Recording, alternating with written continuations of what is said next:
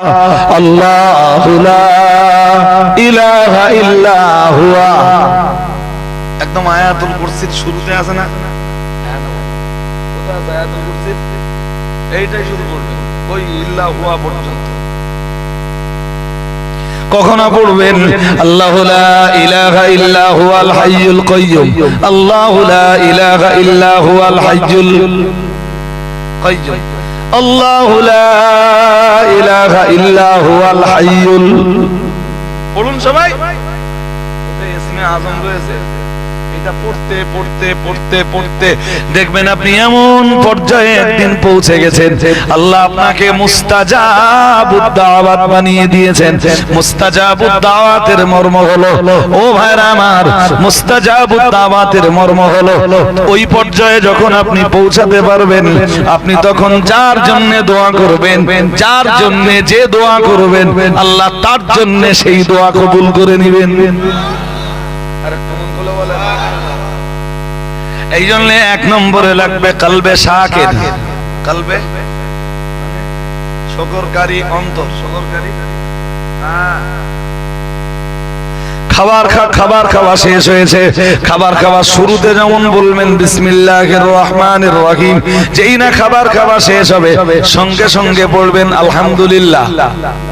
খাবার কে খাইয়েছেন? জোর করে বলো, কে খাইয়েছেন? শুকরিয়া আদায় করবেন কার? হ্যাঁ, এক গ্লাস পানি পান করেছেন কিংবা এক ঢোক পানি,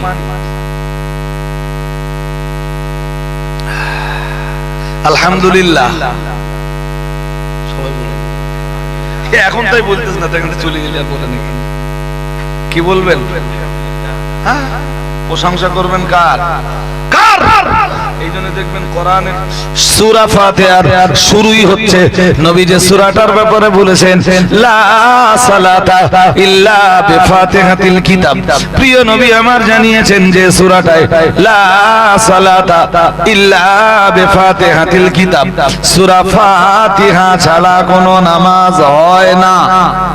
সূরা ফাতিহা বলুন, ওই সূরাটার শুরুতেই রয়েছে আলহামদুলিল্লাহ। সমস্ত প্রশংসা কার? কার?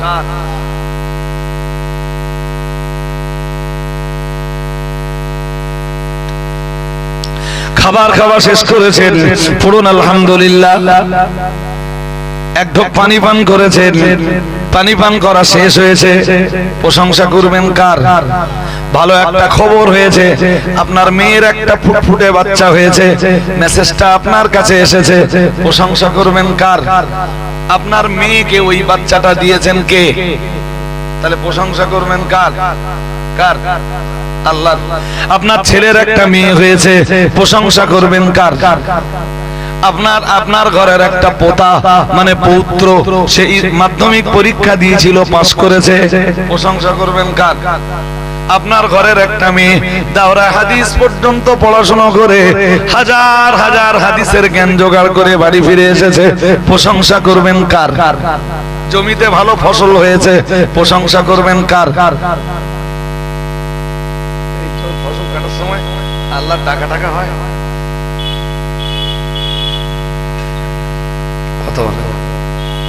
যখন ফসল কাটতে যাই আমরা প্রশংসা করি, আল্লাহ আল্লাহর প্রশংসা করি।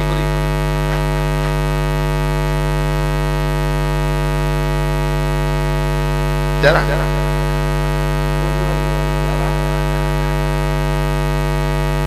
অভ্যাস না থাকলে করতে পারবেন না, তো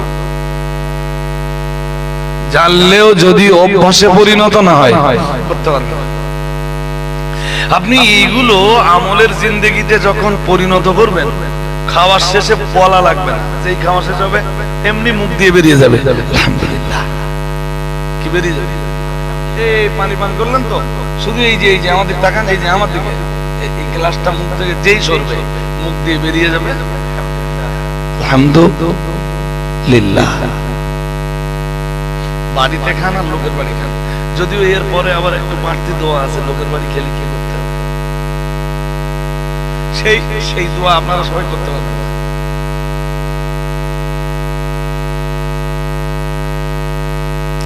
দুনিয়ার কত মানুষ রাত্রে বেলা ঘুমাতে পারে না, আপনাদের ঘুম ভালো হয়? কত ঘুম মোটেই হয় না কার কার? কেউ আছো? ঘুম একটা নেয়ামত। ওয়াজআলনা নাওমাকুম সুবাতা, আই রাহাতাল লিআবদানিকুম।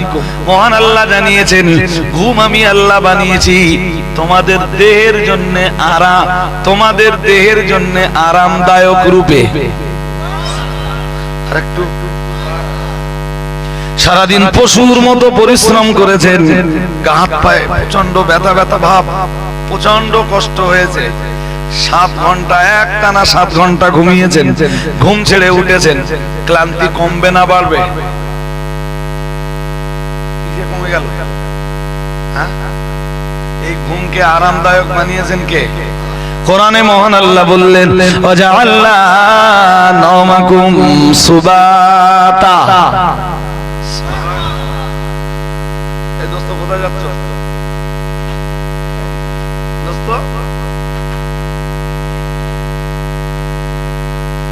বলতে কি খাচ্ছ?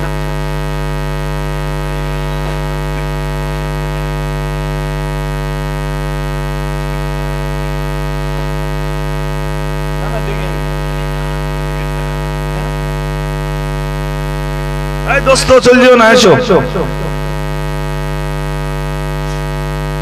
কিছু একটা খাচ্ছিল বলে। এসব খেলি কি হয় জানেন? একদম খোলামেলা বলছি, লক্ষণকারীর মানুষ আপনারা, কাছের মানুষ, খুলে বললো অসুবিধা নেই। ঘটনা হলো, এসব জিনিস না যৌবনকে ধ্বংস করে দেয়। ওর প্রথম কাজ, ওর প্রধান কাজ হলো যৌবনের উপর এক এফেক্ট করবে। 35 না, 35 বুড়ো হয়ে যাবে ও, মানে যারা এই কাজের সাথে জড়িয়ে আছে পুরো যৌবন ধ্বংস করতে ছেড়ে দেবে। শরীর ফিট রাখবার জন্য ফজরের নামাজ পড়ে খাবেন কালো জিরা আর মধু। কি খাবেন? মধুর ব্যাপারে কোরআন জানিয়েছে, ফিহি শিফাউল লিন্নাস। মহান আল্লাহ জানিয়েছেন, ওর ভিতরেই রয়েছে মানুষের রোগের নিরাময়। খাঁটি মধু যদি পাওয়া যায়, লক্ষণকারী কেউ কেউ মধুর ব্যবসা করতো না আগে, কেন করে? চিনি টিনি দেয় না তো। খাঁটি মধু যদি পাওয়া যায়, আমার 2-1 দেয়। চতুর্দিকে সব অনেক ভালো মন্দ মানুষ তো থাকে, তা আমার দেয় আর বলে, হুজুর একদম খাঁটি মধু দিচ্ছে, এটা আপনি খাবেন। এই এদিনও একজন পাঠিয়েছে, তাও লোক দিয়ে পাঠিয়েছে। ওই বাগজলের একটা লোক তো প্রতি বছর মধু দেয় 3-4 কেজি করে আমার। আর গতবার মাদ্রাসায় দিয়েছে 40 কেজি মধু মেয়ে দেয়। কত? 40 কেজি মধু। আমি গাড়ি করে বাড়িয়ে নিয়ে আবার মাদ্রাসায় পাঠিয়ে দিচ্ছি।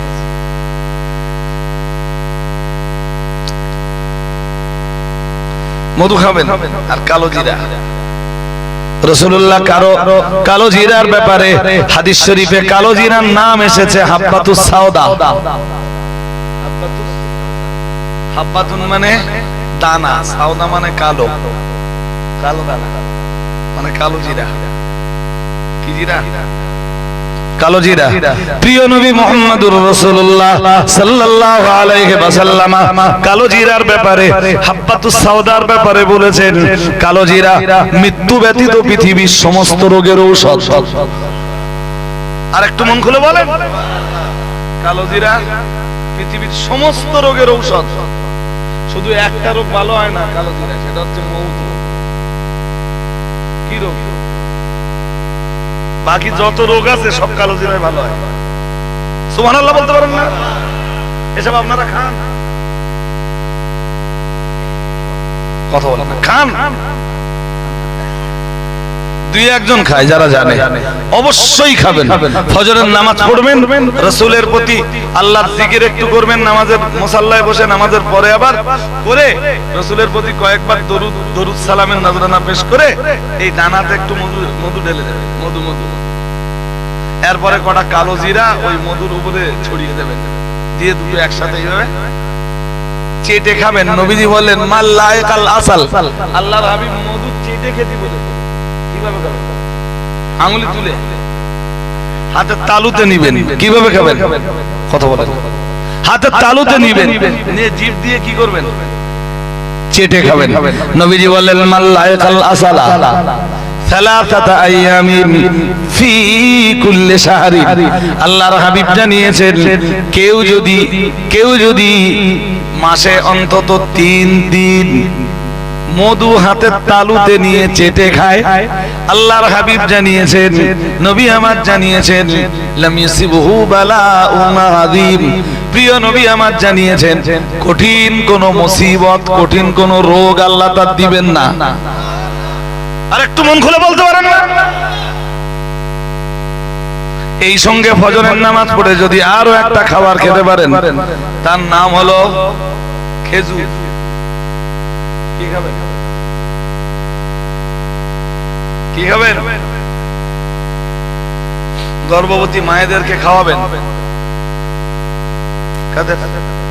যেসব মায়েদের পেটে বাচ্চা আছে ওদেরকে খেজুর খাওয়াবেন। কি খাওয়াবেন? খেজুর। বাচ্চা ভালো হবে।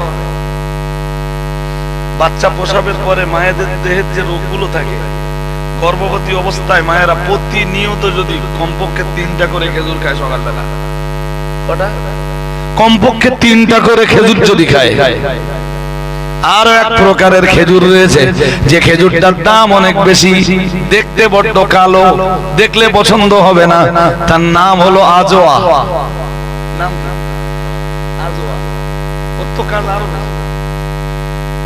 আলহামদুলিল্লাহ বলুন। আর একটু মন খুলে বলুন। লম্বা করে বলার সময় আমার নেই।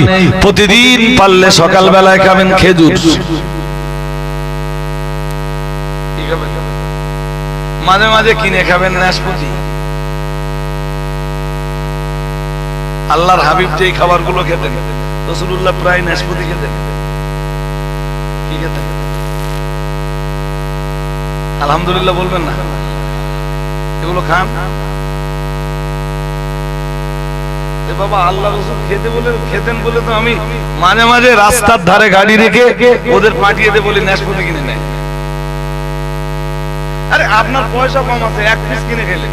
আমার দিকে একটা নাশপাতি বাড়িতে এনে 4টে-5টা ভাগ করে সবাইকে একটা করে। পয়সা কম আসতে কি আছে? পয়সা কম থাকলে সুন্নাত পালন করা যাবে না।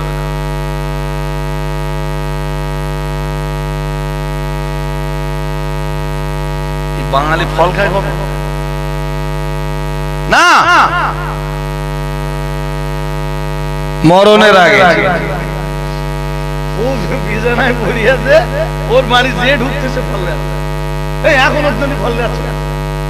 আর আপনাদেরও বলি, ডাক্তার ফল খেতে বলেছে তাই ফল খাচ্ছেন। জ্বর হয়েছে, ডাক্তার বলে ফল খাবা, 4 মাসের ঝোল খাবা, এখন খাচ্ছেন।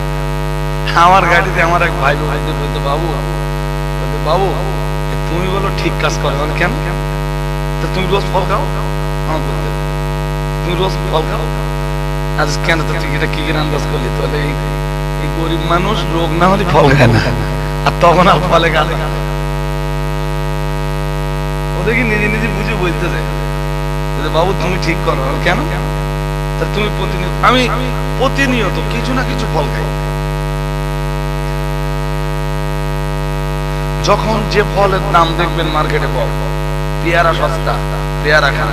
আঙুর সস্তা, আঙ্গুর খান। যেই দেখবেন আঙ্গুর 250 টাকা, ওটা বন্ধ করবেন। আপেল সস্তা, এখন আপেল খেয়ে নেন। শরীরের প্রতি না যত্ন নিতে শিখেছি। আমার শুধু ঘুমের ঘাটতি ছাড়া বাকি শরীরের যা যা যত্ন নেওয়ার দরকার আমি সব রকম যত্ন নেব।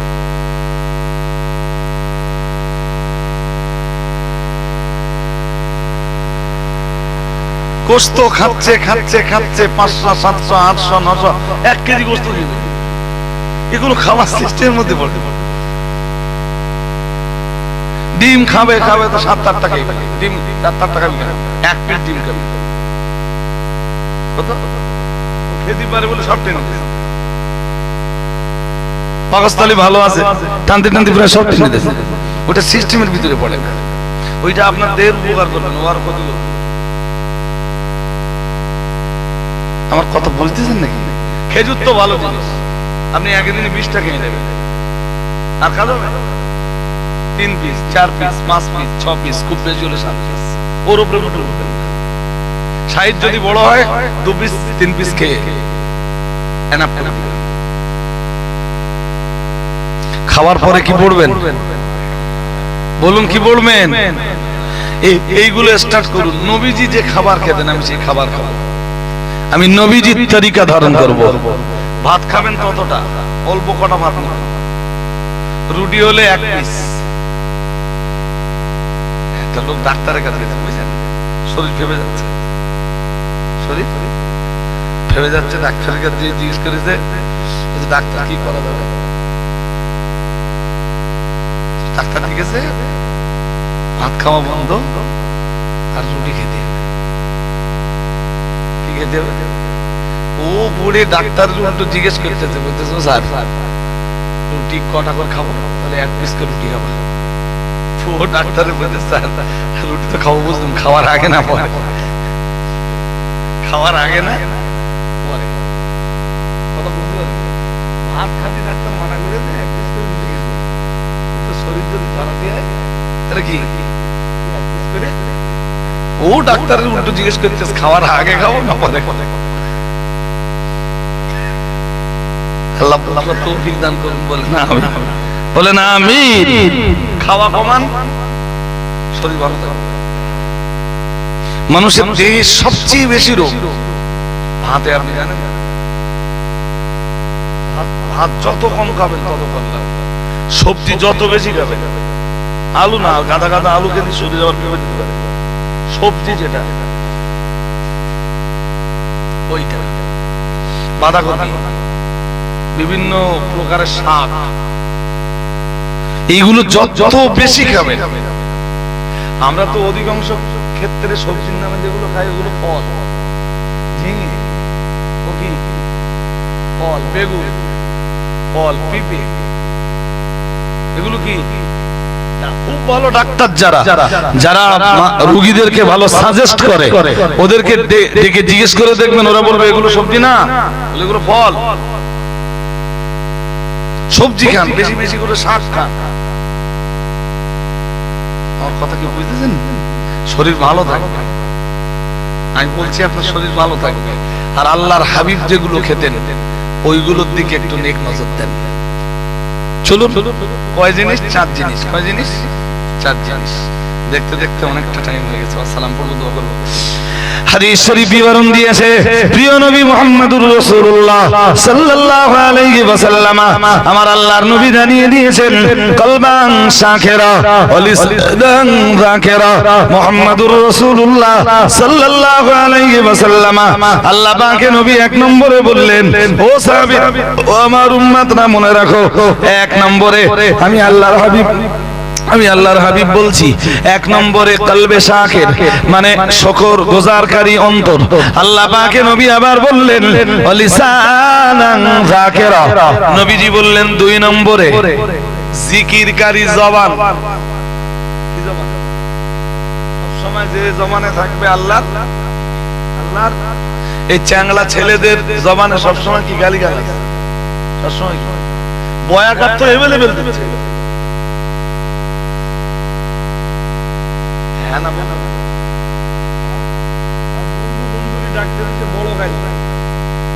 বন্ধু বন্ধুকে ডাকছে, সে ছোটখাটো কোনো গাইল্লা, সে বড় মাপের গাইল। ছেলেরা এমন গাইল যে ওর মার মানে ওর মায়ের উপরে পতিত হচ্ছে, সেই গাইল ওর বাবার উপরে পতিত হচ্ছে, বন্ধু ওরে ডাকছে সেই সব শব্দ দিয়ে। তোমরা এই সমস্ত অমানুষের সঙ্গে খবরদার বন্ধুত্ব করবা না। যে তোমারে মারে গালি দেয়, তোমার বাবারে গালি দেয়, তার সাথে তোমার দোস্তি কিসের? এই ছেলে, আমি ভুল বলতেছি নাকি? এরা হ্যাঁ, খবরদার এরকম দোস্তি করবা না।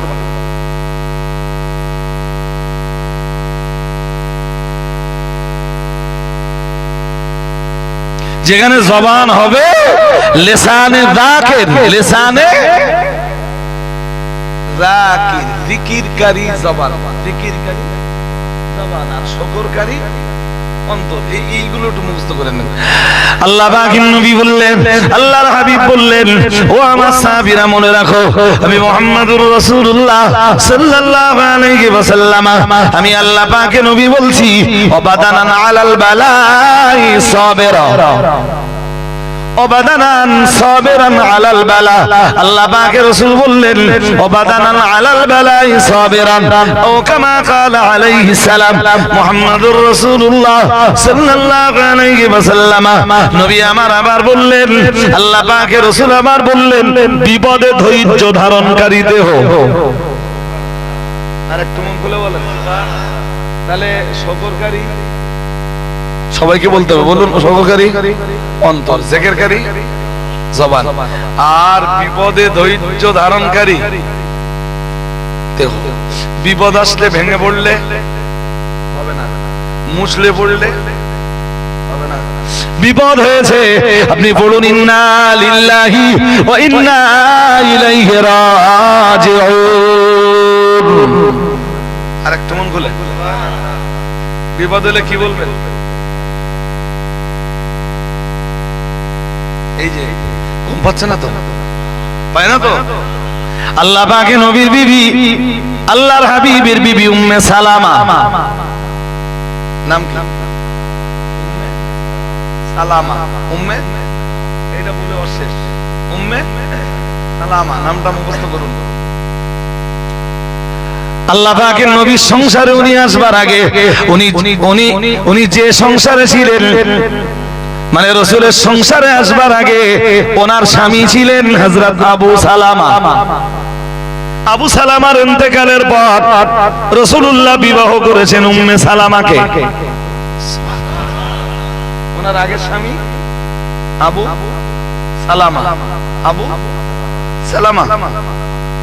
হযরত উম্মে সালামা রাদিয়াল্লাহু তাআলা আনহা রাসূলের সাথে বিয়ের অনেক আগে তো অন্যান্য মেয়েদের সঙ্গে মুহাম্মদুর রাসূলুল্লাহ সাল্লাল্লাহু আলাইহি ওয়াসাল্লামের দরবারে আসতেন। আল্লাহ পাকের নবীর কাছে দ্বীন শিখতেন। আল্লাহ পাকের নবীর কাছে একদিন শিখে নিলেন, যখন কোনো বিপদ হবে তখন তোমরা পড়ো ইন্না লিল্লাহি ওয়া ইন্না ইলাইহি রাজিউন। নবী আমার উম্মে সালামাকে বললেন, ও উম্মে সালামা, আমি মুহাম্মদুর রাসূলুল্লাহ সাল্লাল্লাহু আলাইহি ওয়াসাল্লাম বলছি, বিপদের দিনে যদি তুমি এইটা পড়তে পারো, ইন্না লিল্লাহি ওয়া ইন্না ইলাইহি রাজিউন, যদি এটা তুমি পড়তে পারো, তাহলে আল্লাহ পাক রব্বুল আলামিন তুমি যা হারিয়েছো তার চাইতে উত্তম জিনিস তোমার নসিবে কবুল করবেন। আরেকটু মন খুলে। তুমি যা হারিয়েছো, কিছু হারিয়েছো, তুমি পড়তেছো ইন্না লিল্লাহি।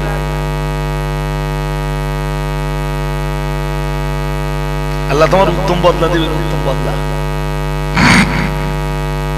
বেশ কিছুদিন হয়ে গেল, হযরত আবু সালামা ইন্তেকাল করলেন। আর আবু সালামা যেই না ইন্তেকাল করলেন, সঙ্গে সঙ্গে ওনার স্ত্রী উম্মে সালামা পড়ে ফেললেন ইন্না লিল্লাহি ওয়া ইন্না ইলাইহি রাজিউন। আরেকটু মন খুলে বল।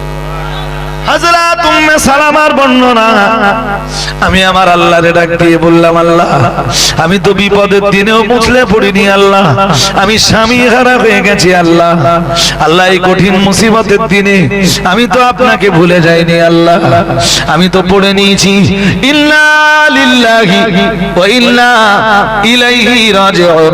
আল্লাহ এতদিন আমি আমার যে স্বামীর সংসারে ছিলাম, আল্লাহ এই স্বামীর তুলনায় আপনি আমাকে আরো উত্তম স্বামী নসিব করে দেন। হযরত উম্মে সালামার সঙ্গে যখন রাহমাতুল লিল আলামিনের বিবাহ হলো, হযরত উম্মে সালামা বললেন, আল্লাহ তাআলা আমার সেদিনের দোয়াকে মঞ্জুর করে নিয়ে আমি স্বামী হারা হয়ে যাবার পরে আমি পড়ে নিয়েছিলাম ইন্না লিল্লাহি ওয়া ইন্না ইলাইহি রাজিউন। আর আমি দোয়া করেছিলাম, আল্লাহ বিপদের দিনে আমি তো ধৈর্য হারিয়ে ফেলিনি, বিপদের দিনে আপনাকে ভুলে যাইনি, আমি ভেঙে পড়িনি, মুছড়ে পড়িনি। আল্লাহ আবু সালামার তুলনায় আপনি আমাকে আরো উত্তম স্বামী নসিব করে দেন।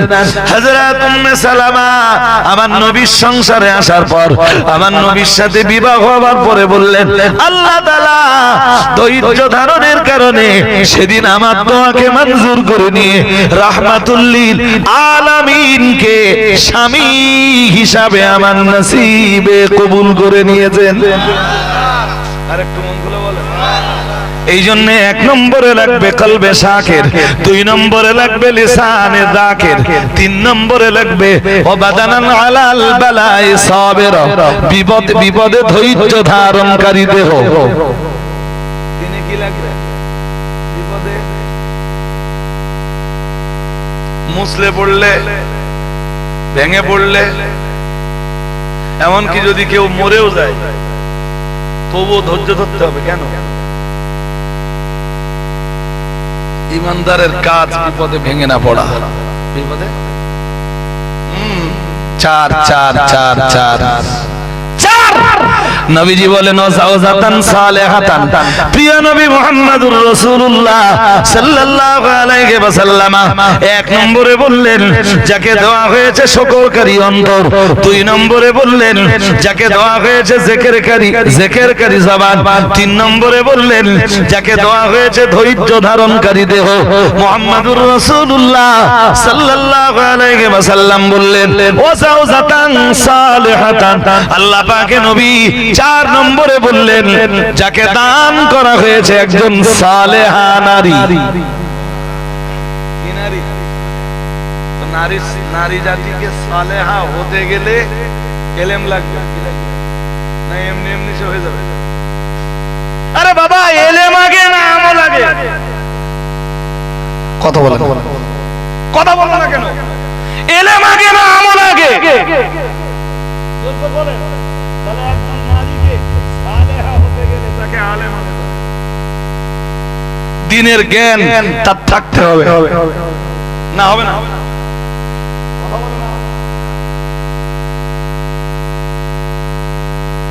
আর দ্বীনের জ্ঞান জোগাড় করতে গেলে পড়তে হবে।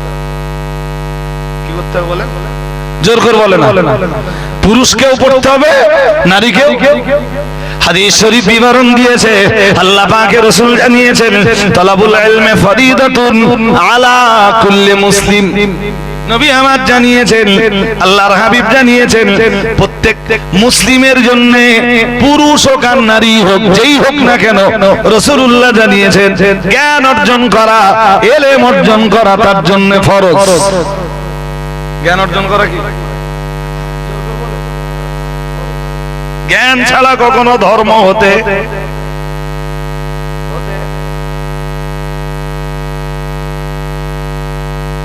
এখন পুরুষেরা তো মাদ্রাসায় পড়ে জ্ঞান অর্জন করতে পারে, মেয়েরা জ্ঞান অর্জন করবে কোন জায়গা থেকে?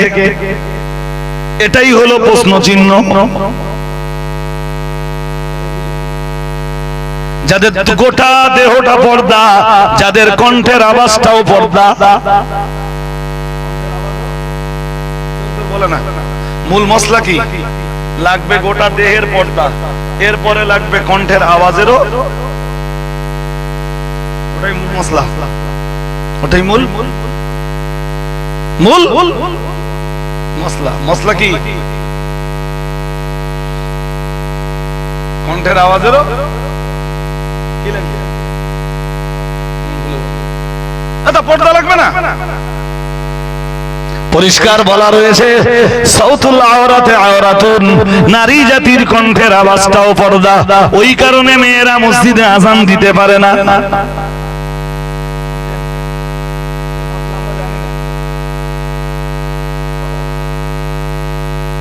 আমি জানি না বা আমরা জানি না, হুজুর কবে শিখিয়ে দেবে তাই অপেক্ষা বসে আছি। বলো, মেয়েরা মেয়েদের নামাজের আগে, পুরুষদের ফরজ নামাজের আগে যেমন একামত রয়েছে, বাড়ির ভাবিরা যখন নামাজ পড়ে তখন একামত দেয় নেই, কারণ একামত জোরে দিতে হয়। আপনি আসরের নামাজ পড়েছেন, আসরের ফরজ নামাজের কেরাত আস্তে আস্তে পড়েছেন, কিন্তু মাগরিবের নামাজ পড়েছেন ফরজ নামাজের, মাগরিবের ফরজ নামাজের প্রথম 2 রাকাত নামাজের কেরাত উঁচু আওয়াজে পড়েছেন, কিন্তু বাড়ির ভাবি মাগরিবের 3 রাকাত ফরজ নামাজের